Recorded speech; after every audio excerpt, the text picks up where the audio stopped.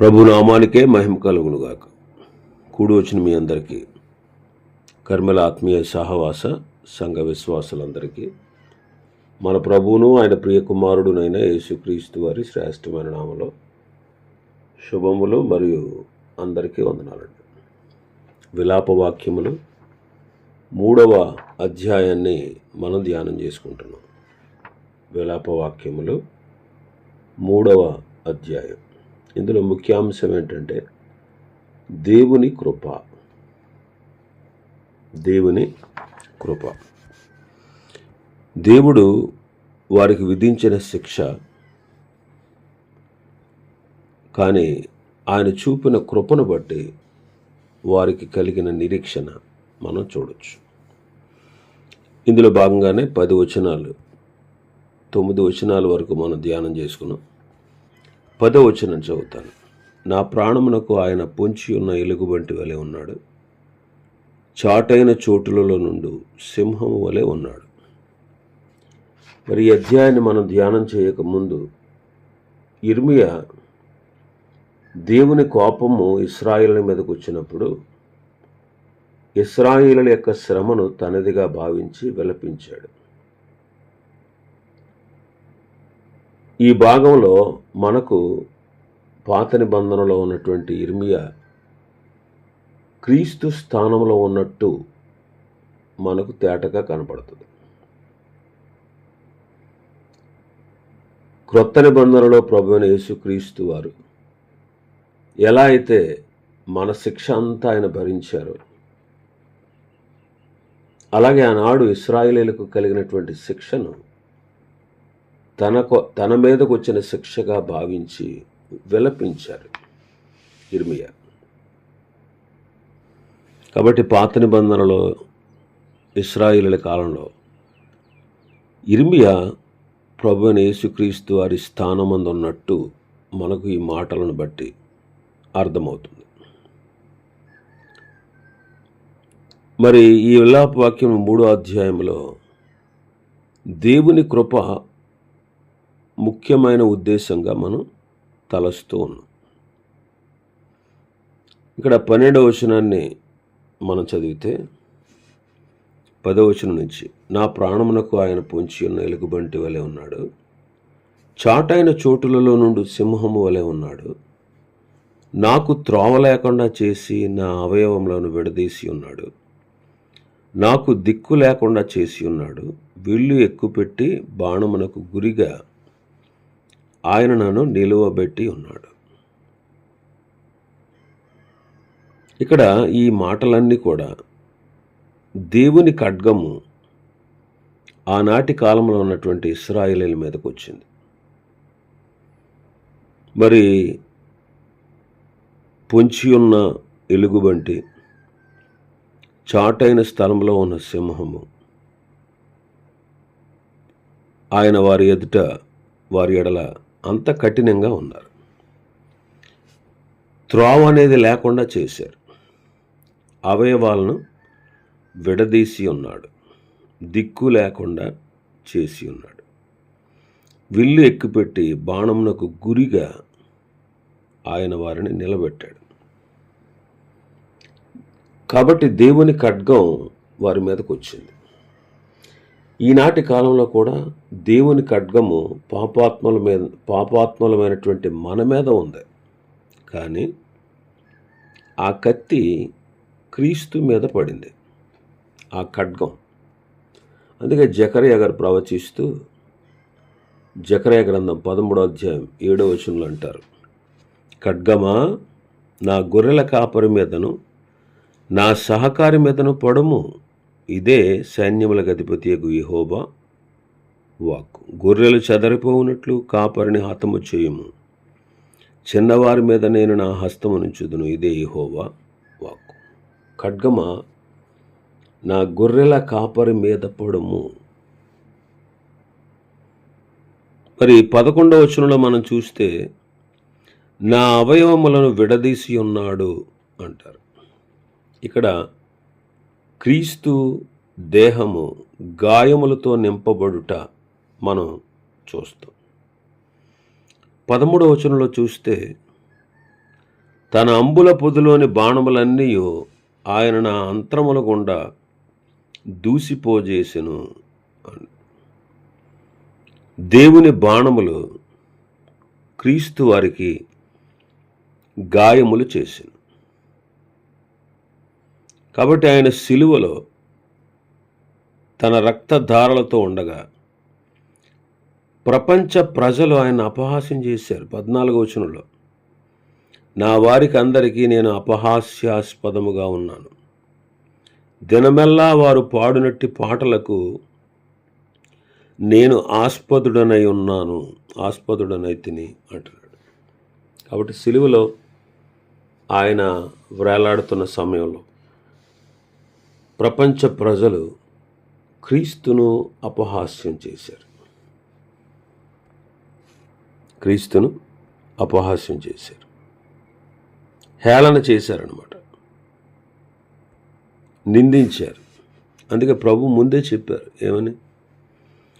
లోకము మిమ్మల్ని ద్వేషించిన ఎడల మీకంటే ముందుగా నన్ను ద్వేషించింది అని మీరు తెలుసుకోండి. మీరు లోక సంబంధులైన ఎడల లోకము తన వారిని స్నేహిస్తుంది. అయితే మీరు లోక సంబంధులు కారు, నేను మిమ్మును లోకములో నుండి ఏర్పరుచుకున్నాను. అందుచేతనే లోకము మిమ్మును ద్వేషించుచున్నది. లోకం మిమ్మల్ని ద్వేషిస్తే దానికి ఆశ్చర్యపడకండి. ఎందుకని? మీకంటే ముందుగా నన్ను ద్వేషించింది. మీరు ఒకవేళ లోక సంబంధులు అనుకోండి, లోకస్తులు అందరూ మీతో స్నేహంగా ఉంటారు. అయితే మీరు లోక సంబంధులు కాదు. ఎందుకని? నేను లోకములో నుండి మిమ్మల్ని ఏర్పరచుకున్నాను. అందుచేత లోకం మిమ్మను ద్వేషిస్తుంది అని ప్రభువే చెప్పారు. ఇంకా 16వ అధ్యాయంలో ఈ మాటలు యోహాను సువార్త 15, 18, 19 వచనాలు మనం అందులో ఉంటుంది. 16వ అధ్యాయంలో యోహాను సువార్త 16, 33లో ఆయన ఏమంటారంటే, నా యందు మీకు సమాధానము కలుగునట్లు ఈ మాటలు మీతో చెప్పుచున్నాను.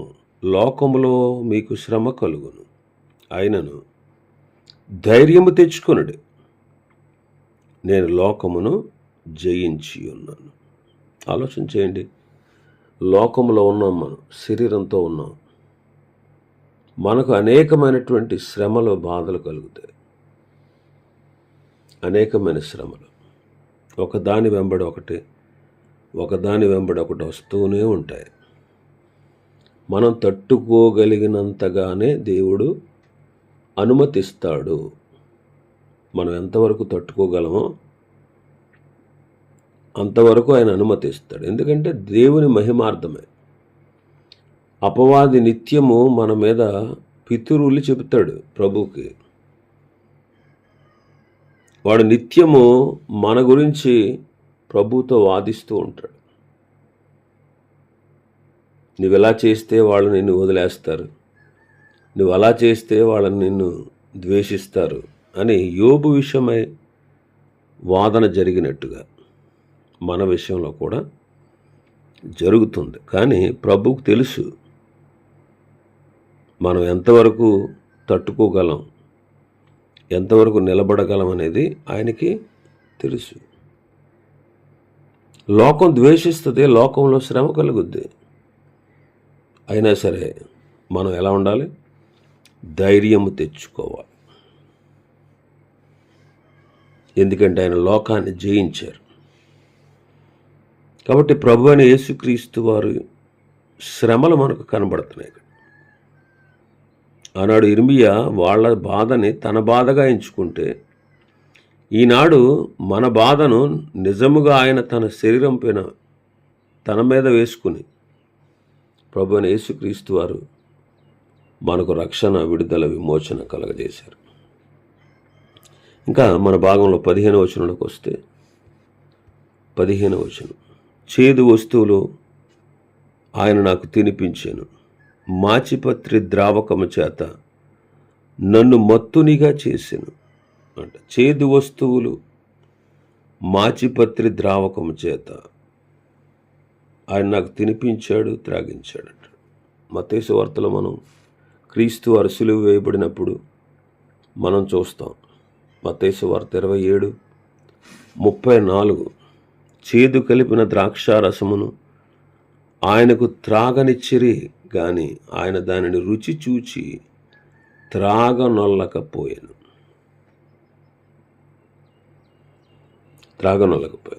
ఇంకా మన భాగంలోకి వస్తే 16వ వచనంలో రాళ్ల చేత నా పండ్లు బోడగొట్టెను, బుగ్గిలో నన్ను పొర్లించాను. ఈ మాట క్రీస్తు శ్రమలను సూచిస్తూ ఉంది. ఇర్మియా జీవితంలో కూడా ఇది వాస్తవమే. ఇర్మియా జీవితంలో అందుకే చూడండి, భక్తుల గురించి రాస్తూ, విశ్వాస వీరుల గురించి రాస్తూ, క్రీస్తును కలిగి ఉన్నటువంటి పాత నిబంధన భక్తులు ఎలాగ విశ్వాసంతో శ్రమలు అనుభవించారో రాస్తూ హెబ్రీ పత్రిక 11:37 మనం చదువుతాం. రాళ్లతో కొట్టబడిరి, రంపముల చేత కోయబడిరి అని. ఇర్మియా శ్రమలు, అలాగే అతని యొక్క గొప్పతనం, అతడు పడినటువంటి బాధలు, ఇవన్నీ వాటన్నిటిని బట్టి ఎంతగానో విలపించాడు. ఇశ్రాయేలీయుల ప్రజల యొక్క బాధను తన బాధగా భావించాడు ఆయన. అందుకే అన్నాను కదా, పాత నిబంధన కాలంలో క్రీస్తు స్థానంలో ఉన్నాడు ఇర్మియా. ఈనాడు క్రొత్త నిబంధన కాలంలో కూడా మనం కూడా క్రీస్తు స్థానము తీసుకోవాలి. చూడండి, మొదటి శతాబ్దం సంఘ ప్రారంభ కాలంలో, క్రీస్తు శకం మొదటి శతాబ్దంలో సంఘ ప్రారంభ కాలంలో దేవుని ప్రజలు అగ్ని వంటి మహాశ్రమలలో బాధింపబడడం మనం చూస్తాం. కాబట్టి మనం కూడా అలాగే క్రీస్తు నిమిత్తము నిందలు, శ్రమలు, బాధలు, అవమానాలు ఇవన్నీ ఎదుర్కోవాలి. ఇంకా మనం చూస్తే 17-18 వచనాలు మన భాగంలో, నెమ్మదికిని నాకును ఆయన బహు దూరము చేసి ఉన్నాడు, మేలు ఎట్టిదో నేను మరిచి ఉన్నాను, నాకు బలము ఉడిగెను అనుకొంటిని, యెహోవా యందు నాకిక ఆశలు లేవని అనుకుంటే. క్రీస్తు ఆయన సిలువలో మన స్థానంలో మన కొరకు ఆయన బలహీనుడైపోయాడు. నెమ్మది లేదు, నా బలము ఉడిగెను అనుకున్నాను అంటాడు. కాబట్టి క్రీస్తు వారు కూడా, ప్రభువైన యేసుక్రీస్తు వారు మన కొరకు ఆయన సిలువలో బలహీనుడయ్యాడు. ఆయన బలవంతుడైన దేవుడు, నిత్యుడగు తండ్రి, సమాధానకర్తయగు అధిపతి. అలాంటి ఆ దేవాతి దేవుడు, తండ్రితో సమానమైన హోదాలో ఉన్నటువంటి వాడు, విడిచిపెట్టకూడని భాగ్యం ఎంచుకోకుండా మన కొరకు ఆయన శరీరధారిగా వచ్చి బలవంతుడైన ఆయన బలహీనుడుగా సిలువలో అందరి దృష్టికి చేతగాని వాడుగా సిలువలో మన కొరకు బలహీనుడయ్యాడు.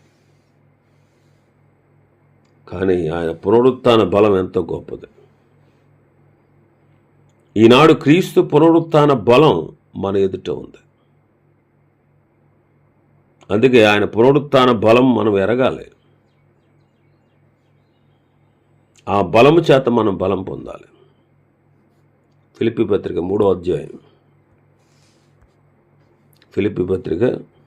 3వ అధ్యాయం 10వ వచనం నుంచి చూస్తే, ఏ విధము చేతనైనను మృతులలో నుండి నాకు పునరుత్థానము కలగవలనని, ఆయన మరణ విషయంలో సమానానుభవము గలవాడని ఆయన పునరుత్థాన బలమును ఎరుగు నిమిత్తమును, ఆయన శ్రమలలో పాలివాడొకటి ఎట్టిదో ఎరుగు నిమిత్తమును సమస్తమును నష్టపరుచుకొని వాటిని పెంటతో సమానముగా ఎంచుకొనుచున్నాను.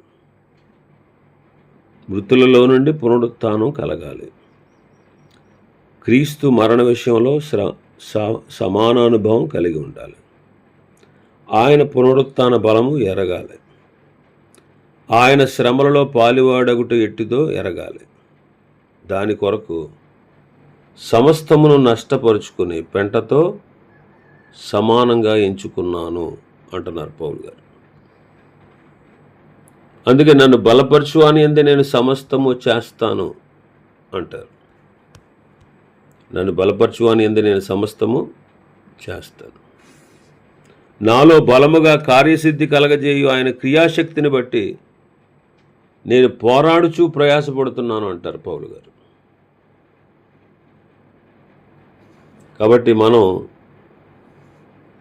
క్రీస్తు స్థానాన్ని తీసుకొని ఈనాడు అనేకుల ఆత్మల రక్షణ కొరకు మనం ప్రయాసపడాలి. ఇంకా మన భాగంలోకి వస్తే 19వ వచనం. నా శ్రమను, నా దురవస్థను, నేను త్రాగిన మాచిపత్రిని, చేదును జ్ఞాపకము చేసుకును. ఇక్కడ విజ్ఞాపన మనం చూస్తున్నాం. ఈ వచనము ప్రభువైన యేసుక్రీస్తు వారు తండ్రి కుడిపార్శ్వమందుండి మన కోసం విజ్ఞాపన చేస్తున్నటువంటి ఆ దృష్టాంతం ఈ వచనంలో మనకు కనబడుతుంది. కాబట్టి నా శ్రమను, నా దురవస్థను, నేను తాగిన మాచిపత్రిని, నా చేదును జ్ఞాపకం చేసుకుని, అంటే తండ్రి కుడిపార్శ్వమందుండి మన కోసము ఎల్లప్పుడూ ఆయన విజ్ఞాపనము చేస్తూ ఉన్నారు. యాక్చువల్గా మానవుడు చేసిన పాపాన్ని బట్టి దేవుని కోపం, ఉగ్రత రగులుతుంది. ఆయన ఉగ్రత, కోపం ఎప్పుడు చల్లారిందో తెలుసా? ప్రభువైన యేసుక్రీస్తు వారు సిలువలో ఆయన పొందినటువంటి సమస్తమైనటువంటి శ్రమను బట్టి ఆయన నెమ్మదించాడు. అందువల్ల క్రీస్తుని బట్టి మనం తండ్రితో సమాధాన స్థితిలోకి వచ్చాం. లేకపోతే మన మీద ఆయనకు కోపం మండుతూ ఉండాలి. కానీ క్రీస్తు వారు తండ్రి కుడిపార్శ్వమందుండి మన కోసం ఆయన విజ్ఞాపనం చేస్తున్నారు అన్ని వేళల. ఈనాడు మనం కూడా ప్రభు సాన్నిధ్యంలో నశించిపో ఆత్మల పట్ల మనం కూడా విజ్ఞాపనం చేయాలి. అందుకే మీరు విసుగక నిత్యము ప్రార్థన చేయండి అని చెప్పారు ఆయన. ఇంకా సమస్తమైన పరిశుద్ధుల నిమిత్తము పూర్ణమైన పట్టుదలతో విజ్ఞాపన చేయండి అని పౌలు గారు తెస్సలోనికే సంఘాన్ని హెచ్చరించారు. ఇంకా 20వ వచనం మనం చదివితే మన భాగంలో, ఎడతెగక నా ఆత్మ వాటిని జ్ఞాపకం చేసుకుని నాలో కృంగి ఉన్నది, అది నీకింకనూ జ్ఞాపకం ఉన్నది కదా అంటారు. క్రీస్తు ఆత్మ ఆయనకు కలిగిన శ్రమలను జ్ఞాపకము చేయుట మనం ఈ వచనంలో చూస్తున్నాం. 21వ వచనం, నేను దీన్ని జ్ఞాపకము చేసుకొనగా నాకు ఆశ పుట్టుచున్నది. సారీ అండి. హెబ్రీ పత్రిక 12వ అధ్యాయం 2వ వచనం ప్రకారం మనం కూడా ప్రతి భారమును సులువుగా చిక్కులు పెట్టి పాపమును విడిచిపెట్టి విశ్వాసమునకు కర్తయు దాన్ని కొనసాగించువాడునునైన యేసు వైపు చూచుచు మన ఎదుట ఉంచబడిన పందెములో ఓపికతో పరుగెత్తుదము. ఆయన తన ఎదుట ఉంచబడిన ఆనందము కొరకై అవమానమును నిర్లక్ష్యపెట్టి సిలువను సహించి దేవుని సింహాసనం యొక్క కుడి పార్శ్వమున ఆసీనుడై ఉన్నాడు. క్రీస్తు శ్రమలు సంఘం ఎదుట ఉన్నాయి. మరి ఆయనకు కలిగిన శ్రమలను మనం దృష్టి అందించుకుంటే ఇప్పటి కాలపు శ్రమలు ఎన్నదగినవి కాదు. ఆలోచన చేయండి. సర్వ సృష్టికర్త తన స్వరక్తమిచ్చి సంపాదించిన సంఘం ఎంతో విలువైనది.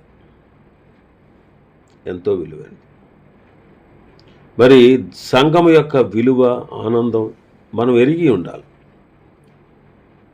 మరి ఎంత విలువైనటువంటి క్రీస్తు తన స్వరక్తమిచ్చి సంపాదించిన సంఘం ఎంతో విలువైనది. కాబట్టి ఎంత విలువైనటువంటి సంఘాన్ని మనం కాయుటలోను అలాగే సంఘాన్ని పోషించుటలోను, పాలించుటలోను, అనేక ఆత్మలను రక్షించుటలోను మనము సంఘము కొరకు శ్రమించాలి. అలా శ్రమించడం మన కర్తవ్యం.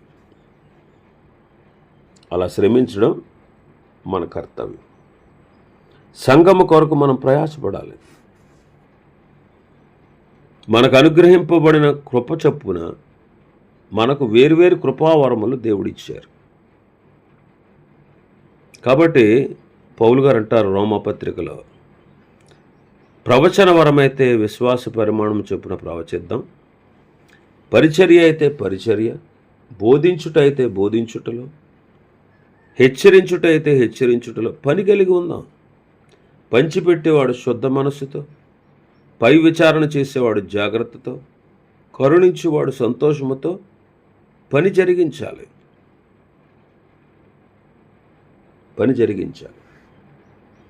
కాబట్టి క్రీస్తు తన స్వరక్తమిచ్చి సంపాదించారండి సంఘాన్ని.